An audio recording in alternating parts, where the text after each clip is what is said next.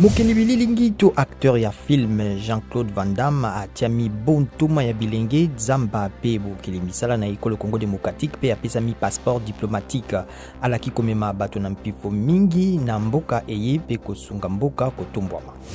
Blaise Compaoré mokonzi ya kala ya Burkina Faso akatela mi boloko ya libela na bosambisami ya bobomi mokonzi ya kitanaki na ye Thomas Sankara na 1987 bato basusu babale kati na bango Général Gilbert Diendéré mokonzi ya mampinga ya kala bapesa mi pe etumbu yango na tribunal ya mampinga ya Ouagadougou engumba mokonzi ya Burkina Faso. Ba FRDC pe bagarde ya park bafundami na kobundisa batwa kobenga na bango pe kozwa basi na bango na makasi na park ya Kaouzi-Biega. British Watchdog Minority Rights Group elobi mbeba yango esalamaki na 2018. État d'urgence etikali na Congo Brazzaville pour na COVID-19 elobi mbula matari ya ekolo eye etiamaki na esika uto mars 2020.